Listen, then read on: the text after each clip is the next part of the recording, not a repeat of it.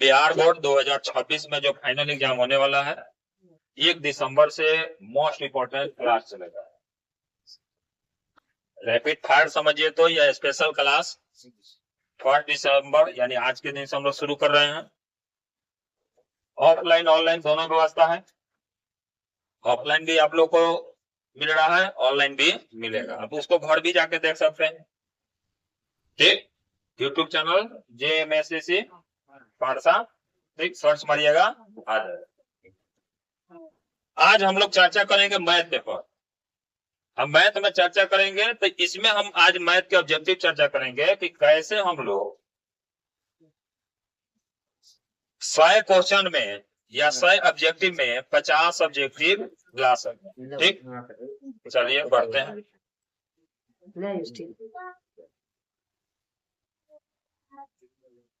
ये mathematics model set 2 एक हम मॉडल सेट अपना लाए हैं।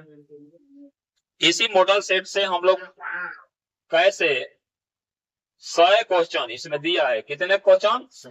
100 क्वेश्चन। 100 क्वेश्चन में हम लोग को 50 बना के 50 नंबर ले लेना।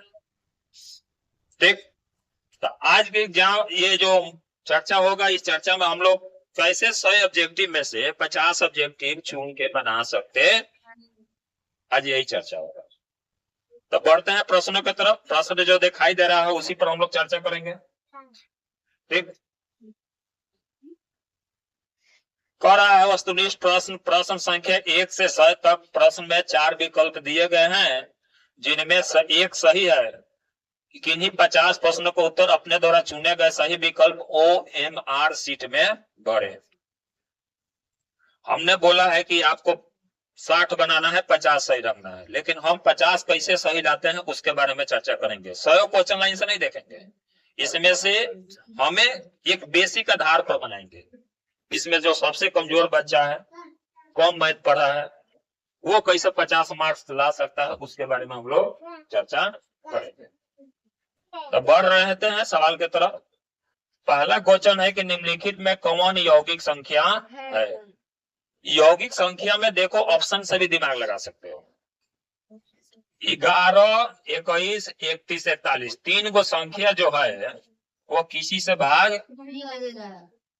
इसमें प्रश्न में कह रहा है कि कोई एक आंसर सही है, तो 3 गो आंसर तो सही होगा नहीं। अगर जब मान लो कि हमें यौगिक का परिभाषा नहीं याद है तो ऑप्शन से भी देख सकते हैं। तो ऑप्शन में एक ही है 21, जो 3 और 7 के पारा में, बाकी अभाज्य संख्या है। तो मेरा आंसर क्या हो जाएगा? इस 6, 7 में पढ़ना है। हम लोग 10th में है तो जाहिर सी है कि पढ़ के आए। यदि Q एक धनात्मक पूर्णांक है, धनात्मक पूर्णांक का मतलब होगा कि 1, 2, 3, 4, 5 डॉट। यह मान किस Q में रखा जाए कि हमें धनात्मक विषम पूर्णांक मिले? क्या मिले? धनात्मक विषम पूर्णांक नहीं मिले। क्या पूछ रहा है? नहीं मिले। तो अब बनाने की जरूरत नहीं है, लॉजिकल सोचो। इसमें क्या जोड़ रहा है? विषम संख्या। इसमें क्या जोड़ रहा है? इसमें क्या जोड़ रहा है? तो विषम वाला छोड़ दो, सम वाला चुनो। है समझ में? एकदम बेसिक कॉन्सेप्ट पर बता रहे हैं। सवाल दिखाई दे रहा है? देखो तो उसमें क्लियर है सवाल। चलो आगे बढ़ते हैं। यदि दो संख्याओं का मौसा 25 है और लौसा 50 है, तो दोनों संख्याओं का गुणनफल, दोनों का गुणनफल, क्योंकि सूत्र पढ़े हैं A गुने B बराबर LCM इंटू HCF, पढ़े हैं ना? तो दोनों का गुना कर देंगे 25 में 50 से, 25 में 5 से गुना करेंगे 125, ये कोई एक्स्ट्रा जो जीरो है जीरो दे देंगे तो क्या होगा? 1200। किसी को दिक्कत नहीं ना? चलिए आगे कह रहा है कि 130 का गुणनखंड है 15, 8 प्लस 10। तो अगला है 15, 5, 3, 0। तो मौसा क्या होगा? तो आप लोग जान रहे हैं कि लास्ट में जिस संख्या से भाग लग जाए, तो 15 8 20 यहाँ 10 बच गया कैसे? तो इस सवाल पूछ रहा है आपसे जैसे पूछे, ठीक। आप एक ही चीज समझिए हमारे अनुसार से कि जो लास्ट में जिस संख्या से भाग लग जाता है वही तुम्हारा क्या कहलाता है? मौसा। अच्छा, 15 के पहाड़ा में तो 130 है नहीं, इसी भी तरीके से समझा जाए, एकदम लॉजिकल। प्रश्न क्या पूछ रहा है उससे मतलब नहीं, इसका मौसम पूछ रहा है इससे मतलब रखा। तो 130 और 15 का मौसम पूछे तो 8 के पहाड़ा में दोनों है, 130 के पहाड़ा में 15 आएगा, अब 15 के पहाड़ा में 130 आएगा नहीं, 135 आता है, तो नहीं होगा। आंसर क्या हो जाएगा? अब सवाल भूल भुलैया के लिए हमें दिया है मान लिए, लेकिन हमें वहां ध्यान नहीं देना। मेन मुद्दा पर आना है कि हमसे पूछ क्या रहा है। P और Q दो अभाज्य संख्या है। अभाज्य संख्या कोई भी संख्या मान लो, 3 और 5 दोनों अभाज्य संख्या, तो उनका मौसा क्या होगा? एक दो अभाज्य संख्या का मौसा क्या होता है? अब बताओ, ये भी हम लोग को पढ़ना है किस क्लास में? छठा सतवा। अगला सवाल है, अभी तक हम 5 कंटिन्यू जा रहे हैं। 65 और 117 का मौसा क्या होगा? ठीक, तो सबको ही जान रहे हैं। तुम कह रहे हैं कि मौसा के रूप में है, तो मौसा नहीं पूछ रहा है, एम का मान पूछ रहा है। ठीक, अब हमें अपने बताओ कि 65 में 1 से गुना करते हैं तो 117 घटेगा? नहीं घटेगा। लेकिन यही 65 में 2 से गुना करो तो 65 दूना 100, घटा देंगे तो कितना आ जाएगा? 13। और दोनों का मौसा 13 है तो 2 भरे। अब कहोगे 3 से काहे नहीं भरेंगे? तो दोनों का जो मौसा आएगा उससे ज्यादा शेष भी नहीं बचना चाहिए। क्लियर है? तो इसके अनुसार आंसर क्या होगा? बोलो। 2 बी नंबर ऑप्शन होगा। अगले प्रश्न की तरफ बढ़ते हैं कि यदि P एक अभाज्य संख्या है, अभाज्य का मतलब है कि उसका गुणनखंड, तो रूट के अंदर वर्गमूल नहीं निकले, यानी रूट के अंदर हो और जब इसका वर्गमूल नहीं निकले तो क्या अभाज्य होगा? अपढ़ में होगा। क्या होगा? अपढ़ में संख्या होगा। कोई दिक्कत नहीं, यहाँ सब में दिक्कत नहीं है। अब बढ़ते हैं आगे। वृत्ताकार पथ पर 3 धावक एक ही स्थान से दौड़ना प्रारंभ करते हैं। हाई मतलब समझो कि कॉलेज के फील्ड में एक जगह से 3 गो लड़का दौड़ना स्टार्ट किया, तो एक प्रारंभ किया तो एक चक्कर लगाने में 3 घंटा 4 घंटा 8 घंटे का समय लगता है। तीनों का माने तीनों प्रस्थान बिंदु पर पुनः मिलने के लिए तीनों का एलसीएम निकाल दो। तीनों का एलसीएम निकालो। एलसीएम निकालने का क्या आ जाएगा? तीनों के पहाड़ा में क्या आता है? 24। क्या आता है? नहीं तो एलसीएम निकाल दो। ऐसा प्रश्न पूछे तो क्या करेंगे? एलसीएम। 3 से तो लगेगा नहीं, 2 से लगाएंगे, 2 4, फिर 2 से लगाएंगे, अब गुना हो जाएगा, कितना आएगा? क्लियर है? यहाँ पूछ रहा है शांत। कौन सा प्रसाद पूछ रहा है? क्या नीचे 81 है तो शांत होगा? क्या 41 अभाज्य संख्या है तो शांत होगा? क्या 45 9 5 45 9 है तो शांत होगा? तो जब 3 को नहीं होगा तो चौथा मेरा आंसर होगा।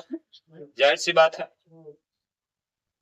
कह रहा है कि इसका सरलतम रूप लिखे, यानी हमको काट छाट के लिखने के लिए कह रहा है। तो बताइए किसके पहाड़ा में यात्रा है? काट के देखते हैं 23 के पहाड़ा में आता है कि नहीं। एसीए भी ज्ञात करके ज्ञात कर सकते हैं। अगर जब 92 में 115 से भाग दो कितना बचेगा? 23, यानी दोनों 23 से 92 में भाग दो 4 बार में चढ़ती है 12 और 4 दूनी 8, यानी 23 से दोनों कट जाएगा। 23 से दोनों कट जाएगा तो काट दो। ये 4 बार में तो जाहिर सी है कि 5 बार में क्या आंसर होगा। अब बताओ कि ये भी हम लोग छठा सातवां में पढ़े हैं कि नहीं, सरलतम रूप में काट छाट के लिखने के लिए। अब भाई 10वां के लेसन का कोई जरूरत नहीं पड़ा, भाई 10th क्लास के मैथ का कोई जरूरत नहीं, ये भी था तो 9 का था। ठीक, अब बढ़ते हैं यहाँ, बहुत बढ़िया से समझिए, द्विघात बहुपद है, क्या है, तो द्विघात बहुपद होगा तो द्विघात के 2 शून्यंक होंगे, लेकिन पूछ रहा है कि ऋणात्मक होंगे कि धनात्मक होंगे। तो देखो दोनों अगर जो प्लस है तो ऋणात्मक होगा, क्या होगा, तो इसमें कौन सा ऑप्शन है, कौन सा है, ए नंबर, तो मान सकते हैं ए नंबर।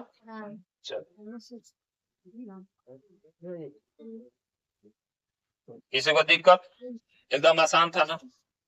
जब यहाँ दोनों प्लस हो तो हमें ऋणात्मक मिलेगा, अगर जब बीच में माइनस रहता है, दोनों धनात्मक कब होगा, जब यही हमारा बीच में एक माइनस होगा। ठीक, एक धनात्मक ऋणात्मक कब होगा, क्या तो यहाँ माइनस हो, या दोनों माइनस हो, या यहाँ प्लस वहां माइनस। चलो आगे कह रहा है कि द्विघात बहुपद, अब वही बताएं, द्विघात बहुपद ही जो आंसर छुपा है, 2 शून्यंक होते हैं। द्विघात बहुपद में कितने शून्यंक होते हैं, 2। यहाँ तक कोई डाउट नहीं ना, कम भी पढ़े हो मैं तो आप लोग 50 आराम से सटीक आंसर मार सकते, क्लियर है। चलो निम्नलिखित में कौन सा बहुपद नहीं है, तो जो भीड़ में है वो नहीं है, तो कौन सा नहीं, ठीक, यदि बहुपद px का एक शून्यंक -2 है तो सीधा इसको x माइनस, अगर ये x बराबर क्या कर रहा है -2, तो इधर आके क्या हो गया x + 2, कौन सा आंसर होगा, जब प्लस होगा तो हमारा माइनस होगा, क्लियर है। चलो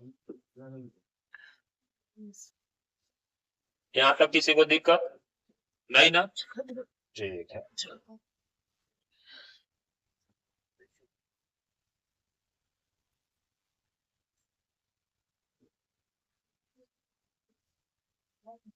नेक्स्ट प्रश्न में देखते हैं, अब अभी तक हम लोग कंटिन्यू हैं, कोई सवाल छोड़ के नहीं चले।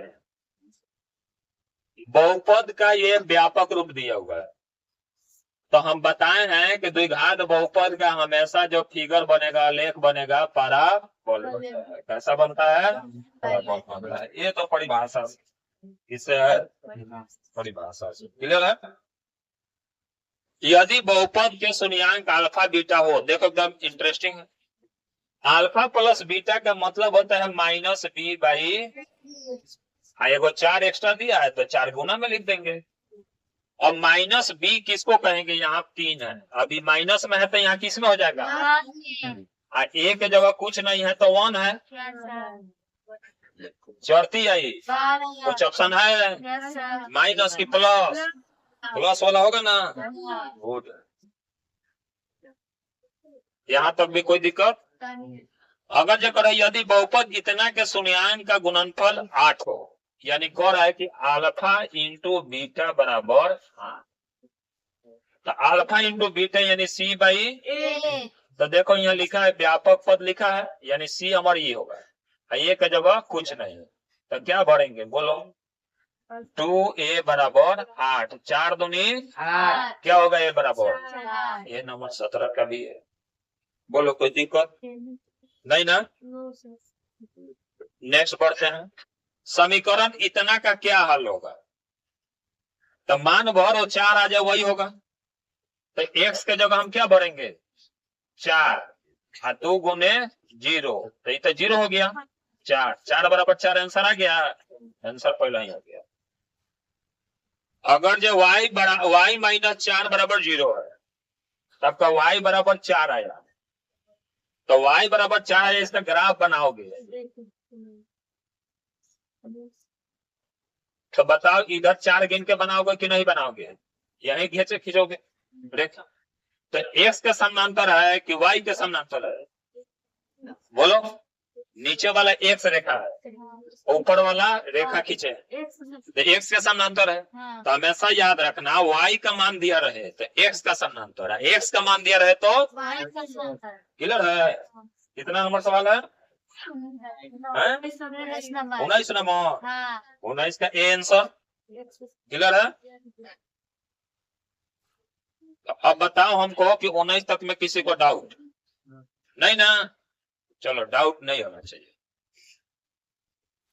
इसको मान लो समीकरण 1, ध्यान से देखना सब, समीकरण 1 और समीकरण 2, ठीक। अब यहाँ क्या है 2, तो 2 लिख दो। यहाँ क्या है 12, तो बटा 12 लिख दो। यहाँ क्या है नीचे क्या है 6, फिर बराबर, यहाँ क्या है 3, और नीचे 6, 6, 6 दूनी 2 दूनी 4, 3 दूनी। अभी बताओ कि 1/6 है और ये जो है 2/3 है, दोनों मिल रहा है तो एक हल होगा। दोनों नहीं मिले तो क्या होगा? तीनों मिल जाए तो अनंत, ठीक। कोई हल नहीं कब होगा? जब A1/A2 B1/, तो कोई हल नहीं होगा। अब कहेंगे A1 A2 किसे मानेंगे सर? तो ये समीकरण है, तो समीकरण में इसको A1, इसको B1, इसको C1, इसको A2, इसको B2, इसको क्लियर है। किसी को दिक्कत नहीं? चलो ठीक। और देखा जाए कह रहा है कि के किस मान के लिए समीकरण इतना इतना संपाती रेखाओं प्रदर्शित करता है। संपाती का मतलब एक ही रेखा पर दूसरा रेखा, यानी अनंत हल। अनंत हल का समीकरण क्या लिखे हैं, क्या बताए हैं? बताए हैं कि A1 बटा बराबर B1 बटा C1 बटा C2, ये ना बताए हैं। तो यहाँ कुछ नहीं है तो क्या मानेंगे? तो 1 बटा, अच्छा बराबर में क्या मानेंगे? 2 बटा, क्रॉस गुना करेंगे तो के कम के या 3 दूनी कुछ है ऑप्शन? कौन नंबर? डी नंबर ऑप्शन है, तो डी नंबर मार लेंगे। देखो ये एक अच्छा बात ये है कि एक ही लेसन से सवाल एक ही जगह बहुत सारा दे दिया। एक सूत्र से हम सारा डिस्कशन कर रहे हैं। अब बीच में द्विघात से चर्चा किए थे, द्विघात बहुपद से चर्चा किए थे, अब 2 चर वाले रैखिक समीकरण से चर्चा कर रहे हैं। अब 15 से शुरू हुए हैं तो सब वही है। अब ये भी वही सवाल पूछ रहा है कि अनगिनत हल प्राप्त होते हैं, तो वही सूत्र लिखे अनगिनत हल का, तो क्या होगा? यही आंसर है कि नहीं है? थोड़ा सा दिमाग लगाने की जरूरत है। 50 में 50 हो जाए, यानी 100 में 50 हो जाए। यदि रेखाएं समानांतर हैं, समानांतर है तो कोई हल नहीं। क्या नहीं? कोई हल नहीं। तो क्या असंगत है? संगत है। आश्रित है तो असंगत है। असंगत का मतलब है कि एक रेखा इधर जा रहा है, एक रेखा इधर जा रहा है, तो होगा थोड़ी ना। एक रेखा पर दूसरा रेखा होगा तो आश्रित होगा। आगे कह रहा है, देखो उसी सवाल से ये भी है, यदि रैखिक समीकरणों का युग्म संगत हो, तो जब संगत होता है तो क्या होता है? समानांतर तो हो नहीं सकता है, चूंकि वही देख क्या है, क्या तो संपाती होगा नहीं तो प्रतिच्छेदित होगा। तो इसके लिए क्या हो जाएगा आपका? दोनों हो जाएगा। क्या हो जाएगा? दोनों, यानी प्रतिच्छेदित भी होगा और अगला क्वेश्चन कह रहा है कि आपके पास सूत्र है यह, ठीक, तो हम हल करने वाला छोड़ देते हैं, चलेंगे हल कभी करेंगे, क्योंकि 24 तक लगातार है, हम लोग को बनाना है 85 श्रेणी से।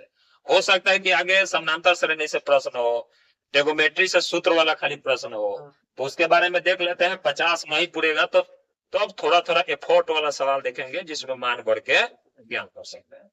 जैसे ये सवाल है, ठीक, तो दोनों मान रख के गुना करेंगे, 6 18 माइनस 18 आ जाएगा। अब बताओ कि दोनों में से -6 और +3 करेंगे तो -3, यहाँ +3 हो जाएगा, यानी ये नंबर ही सही हो गया ना। लॉजिकल। अब कहोगे सर कैसे होगा, तो मान लो हम बता भी देते हैं। एगो अल्फा बराबर -6 है और बीटा बराबर क्या है 3। तो व्यापक पद क्या होता है y square minus alpha plus beta y plus alpha into beta, ये सूत्र होता है।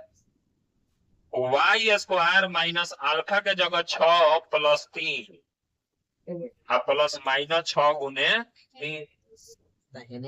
अब बताओ 6 में से 3 गया -3, अब माइनस माइनस -3 आ गया कि नहीं, उतना आंसर हो गया। अगला कर है यदि द्विघात समीकरण का ये मान दिया है, इसका शून्यांक है अल्फा और कितना आसान है देखो, अल्फा प्लस बीटा का सूत्र होता है -b/a, तो -b के जगह +3 है तो यहाँ माइनस हो जाएगा, a के जगह 2 हो जाएगा, कुछ ऐसा है।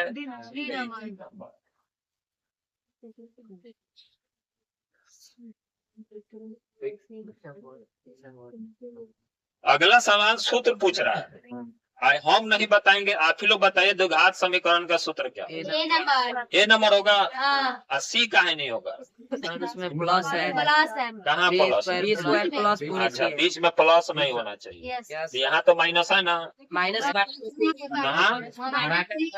कहाँ माइनस नहीं है, तो ये माइनस हम यहाँ नहीं लगा सकते हैं, बोलो।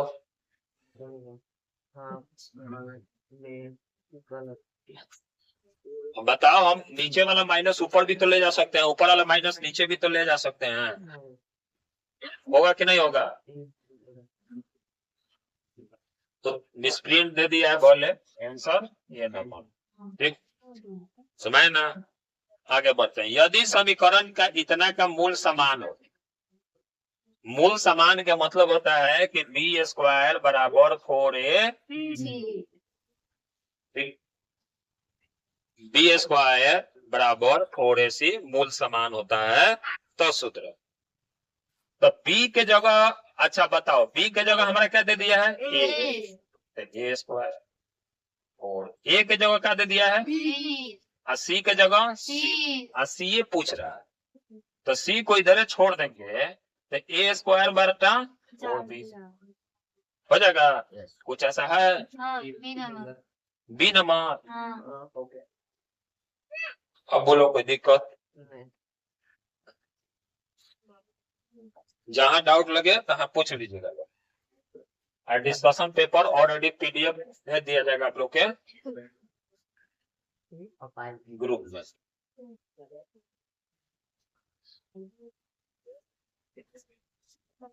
यहाँ भी देखो पूछ रहा है कि मूलों की प्रकृति बताएं, क्या पूछ रहा है, मूलों की प्रकृति बताएं। तो मूलों की प्रकृति बताएंगे तो अब ही फॉर्मूला लगाए हैं बी स्क्वायर माइनस 4a, प्रकृति बताने के लिए फॉर्मूला होता है विभक्तर ज्ञात करते हैं बी स्क्वायर माइनस 4a, तो बी स्क्वायर, बी का जगह यहाँ क्या है तो 1 का स्क्वायर, 4 तो सूत्र है, a के जगह 1 और c के जगह 1 का स्क्वायर, तो 1 अपन चौका -19 क्या होगा अवास्तविक, क्या होगा ठीक।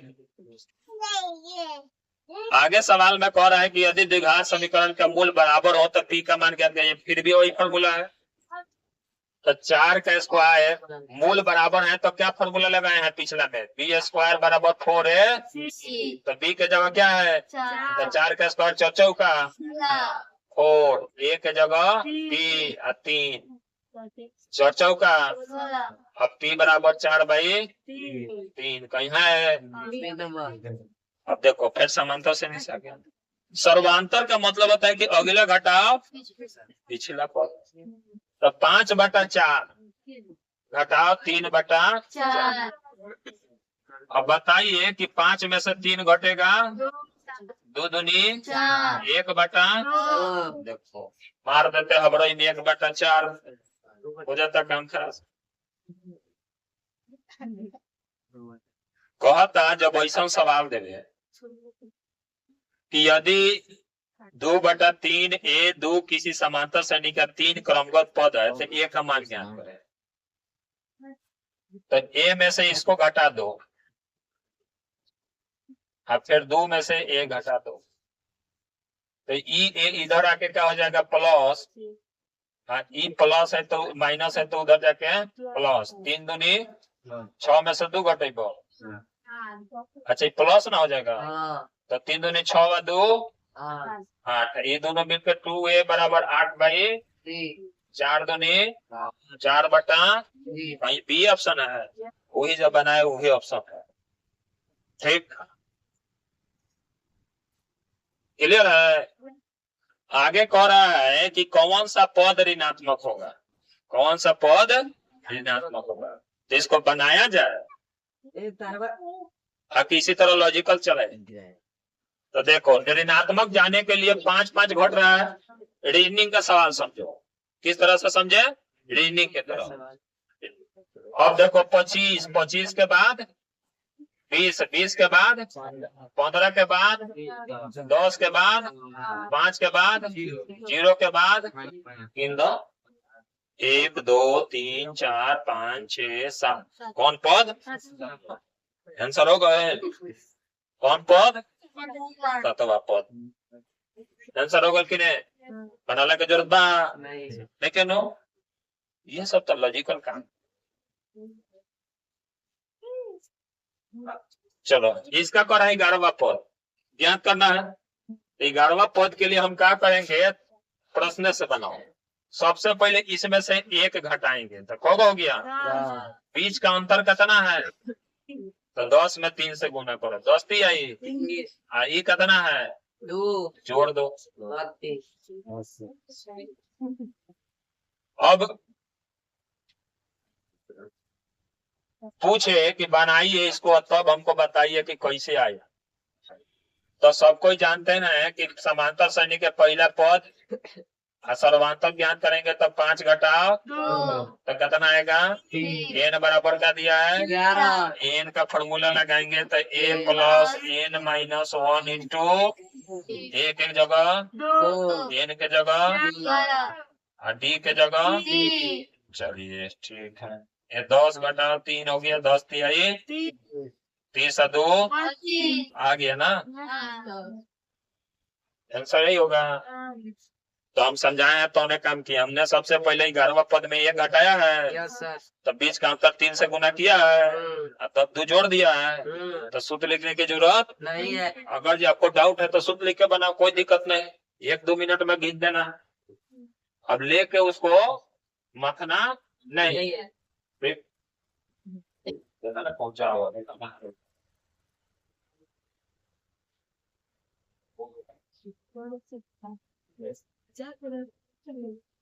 अच्छा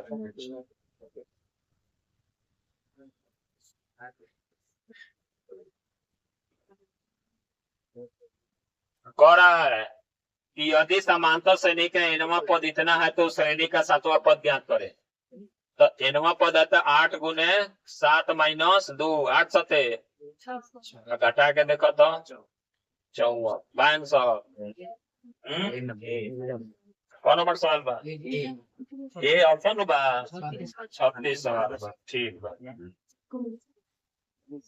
हो गए, कोनो दिक्कत, आसान लखन ये कहता कि एन का सूत्र है, किसका सूत्र है, एन का सूत्र, तो एन के जगह क्या कर रहा है 7 रखो, तो हमने क्या रख दिया 7, तो 8 गुने 7 माइनस 2, यही फॉर्मूला इस्तेमाल किया। 10वां में है लोग तो जोड़ घटा गुना भाग तो आता है ना जी, 4 गो 4 गो से कोई एक्स्ट्रा थोड़ी किया जा रहा है, बस मान लीजिए कि यदि समांतर श्रेणी का प्रथम पद ए सर्वांतर डी इसके प्रथम एन पदों का योगफल एसएन पूछा तब होगा सर, एसएन बराबर n by 2a plus n minus 1 into होला कि नहीं होला, सूत्र पूछता है एग्जाम में, पूछा कि नहीं पूछा, लगातार प्राकृतिक संख्याओं को जोड़ेंगे तो क्या होता है सूत्र चारों, तो सोचो कि हमको यही फॉर्मूला पर डाल देना है, तो एन के जगह एन और 2 ए के जगह 1, ठीक, एन के जगह एन और 1 के जगह 1 का बीच का अंतर 1, यही ना है। अब बताओ n/2 ई हो गल 2, हाँ ई हो गल n-1 लगल। अब बताओ 2 में से 1 जाई क्या हुई, 1 बच जाई, तो n/2 इंटू n+1 कहाँ बा, कुछ ऐसा बा सी नंबर होगा, वही से सिद्ध होगा, होगा नो। बताओ सूत्र में सामने सवाल देता हूँ ऐसा चाहिए, ऐसा तो बुक में नहीं होगा, थ्योरी के नीचे एग्जाम्पल, यहाँ देखो सवाल ऊपर सूत्र के या नीचे एग्जाम्पल कहता है एक्सप्लेन करो, is for mind find for answer. ठीक, दो भिन्न त्रिज्या वाले वृत्त हमेशा क्या होंगे, समरूप होंगे, सम होंगे या दोनों समान होंगे, बोलिए लोग क्या होंगे, वो हमेशा समरूप होते हैं, क्या होते हैं, समरूप होते हैं। चलो कैलकुलेशन वाला चीज नहीं बताएंगे, वो लास्ट में देखा जाएगा जब हमारा 50 नहीं पूरेगा तब। अब वही तो फिलहाल हम तो 38 तकले में एक साइड छोड़े हैं, वो हल्का है छोड़ दिए हैं कि थोड़ा सा कैलकुलेशन, उससे ज्यादा कैलकुलेशन तो यहाँ करते रहे लोग, उसको भी देख लिया जाएगा। भाषा नहीं समझ में रहा है छोड़ दो, फिगर सीधा दिया यही बना दो, 2/3 तो 1.6/1 पूछ कर रहा है, इसी ना पूछ रहा है सीधा, जब ऊपर वाला दशमलव में तो नीचे वाला भी दशमलव में, ये कितना गुना है, 8 गुना, 8 दूनी तो हम 18 की 2.4 है, लगाओ बोलो कोई दिक्कत नहीं ना।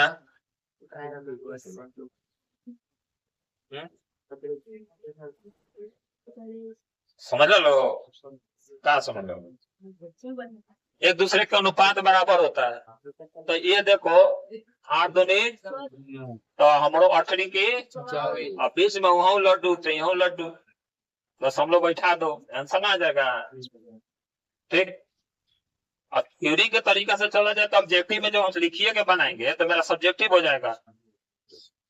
कोशिश कीजिएगा लोग कि 1 घंटा से कम समय में हम 50 सब्जेक्टिव बना दे। 2 समरूप त्रिभुज है, अब समझना ये भी आसान है, समरूप त्रिभुज है और क्षेत्रफल पूछे तो दोनों का स्क्वायर करो, 3 तरीके 50 कौन ऑप्शन है, हो गया, बोलो कोई दिक्कत है,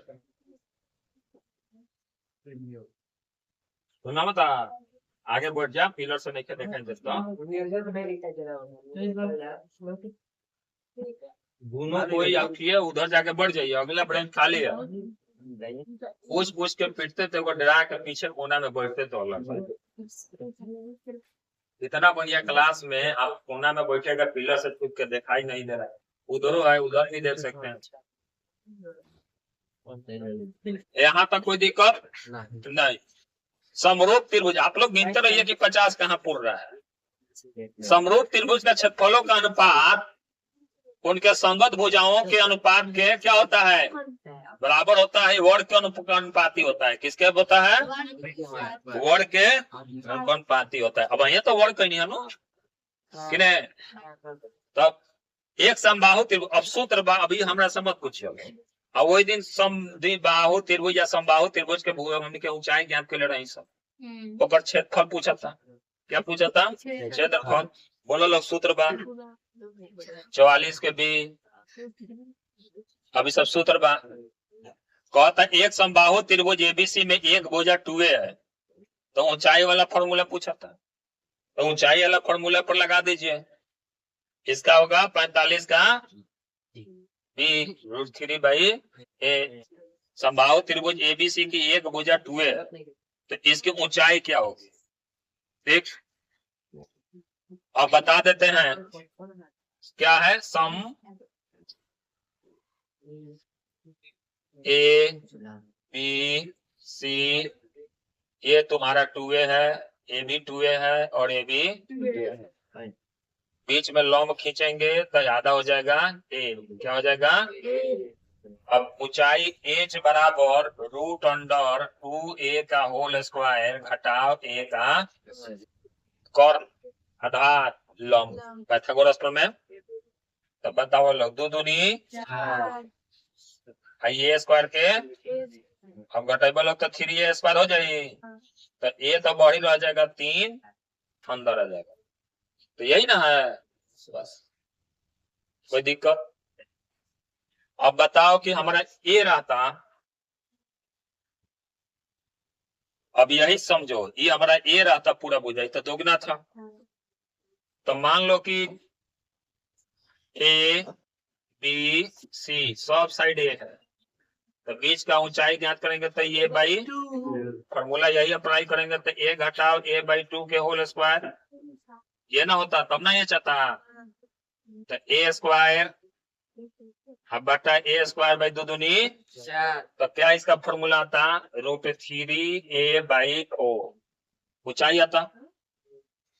अब वो ए 4 निकल जाता तो 2 आता, तो ये हाइट हो जाता।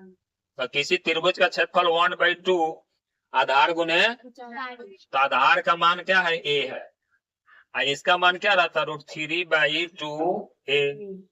तो अब यही 2 दूनी की ए का ए √3, कोई दिक्कत नहीं ना, बोलो कोई दिक्कत है तो चलो।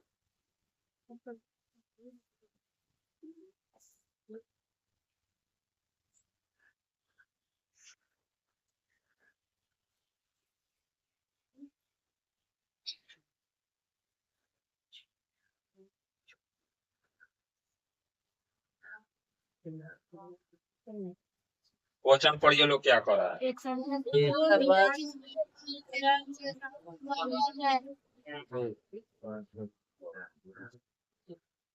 एक समकोण त्रिभुज के कर्ण का वर्ग शेष 2 भुजाओं के वर्गों के योगफल के बराबर होता है। अब वही सूत्र लगाए पाइथागोरस, कौन सा होगा, डी नंबर, ठीक है लिख दीजिए डी। अब इससे बढ़िया क्या चाहिए, नीचे फॉर्मूला लगाइए, ऊपर ज्ञात कीजिए। किसी सम चतुर्भुज के विकर्णों की लंबाई 30 और 40 है, तो इसकी एक भुजा ज्ञात करना है। तो मान लो कि सम चतुर्भुज बा,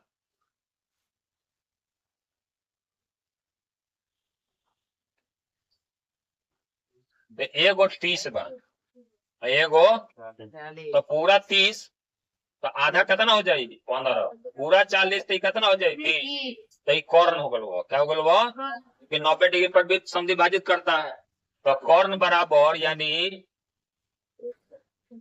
कर्ण बराबर ज्ञात करेंगे तो क्या हो जाएगा, 15 का या 20 का स्क्वायर प्लस 15 का 20 20 और 15 15 625। तो कर्ण का यानी रूट के अंदर होता है, तो 625 का तो भुजा निकल गए, कितना है 25।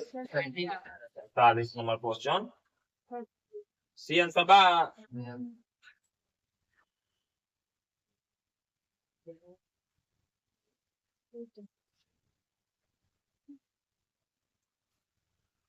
अगला सवाल करा है, किसी त्रिभुज एबीसी में,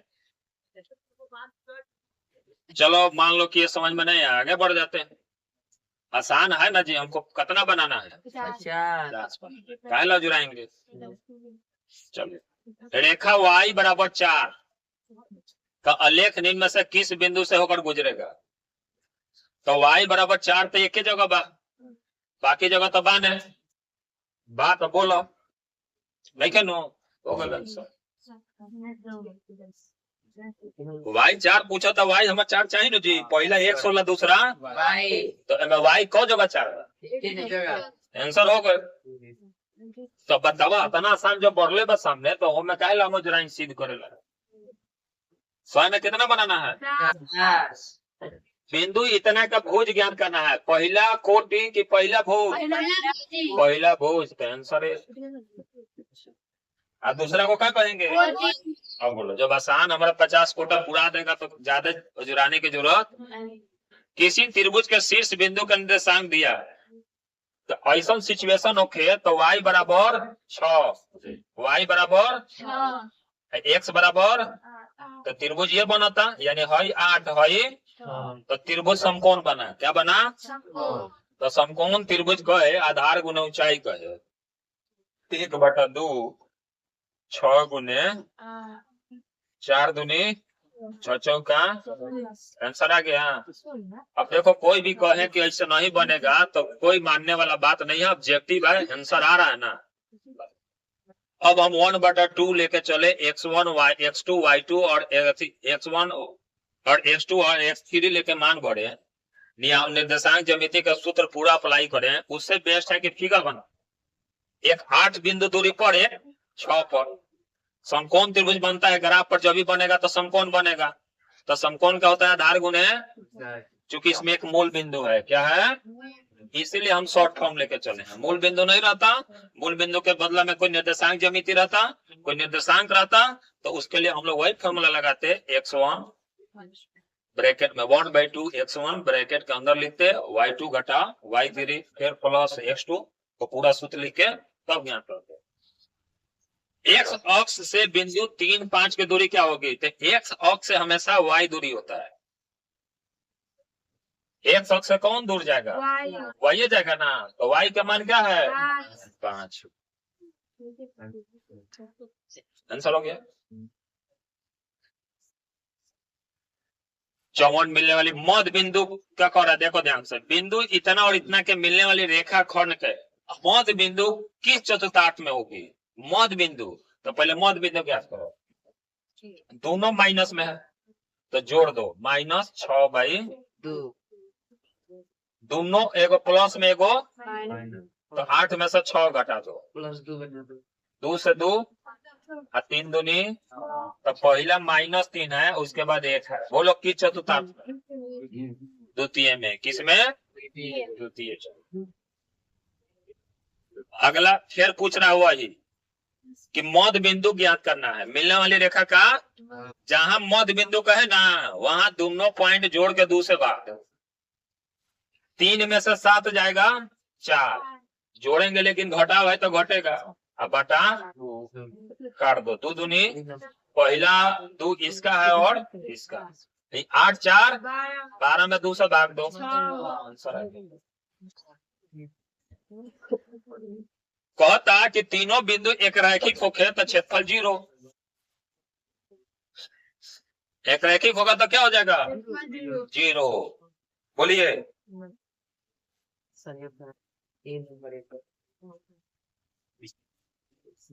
पूरा कि नहीं,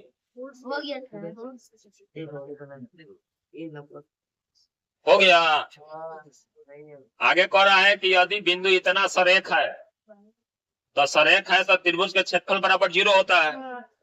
तो पहले मिलाओ x1 x2 x3 0, ठीक है, बीच में माइनस होता है, y2 y3 y3 y1 y1 y, यानी ये नंबर सही होगा कि नहीं। वेरी सिंपल सूत्र तो पूछा है 57 का ए। यदि बिंदु तीनों दिया है, त्रिभुज के शीर्ष है, तो त्रिभुज का क्षेत्रफल ज्ञात करेंगे। हम इस सपोर्ट में नहीं है, ऑब्जेक्टिव है, सब्जेक्टिव टाइप के बनाने की जरूरत नहीं है, किसी को दिक्कत नहीं ना। चलो कल हम लोग चर्चा करेंगे 59 से, ठीक। अब अभी तक हम लोग का 50 पुड़ गया ना, देखो गड़बड़ सरबड़ नहीं ना हुआ, आराम से 50 घबराने की कोई जरूरत नहीं है। अभी बहुत सा सवाल है आसान है, सेक 60 का मान पूछ रहा है, अल्फा बाई 4 15 15 चौका 60, अल्फा का जगह 60 बढ़ देंगे, और ये cos थीटा यहाँ कुछ मिसप्रिंट है, देखा जाएगा उसका मान कहाँ मिसप्रिंट है, ठीक। ये इसका है, ये cos थीटा बराबर x, तो tan थीटा के पूछ रहा है। ये सब चर्चा कल 60 से किया जाएगा। आज यही क्लास को समाप्त करते हैं। हमने क्लास दिया है कि 100 में कैसे 50 हमको लाना है। हम लोग 60 तक जात में 50 पूरा, कहाँ तक जानते हैं में 60 तक, हमें 40 प्रश्न बाकी है। वो 40 प्रश्न कल चर्चा करेंगे कि कितना हम लोग ला सकते हैं, और जो बच गया उसका भी चर्चा करेंगे, ठीक। समय ना, कल इसी के साथ क्लास आज का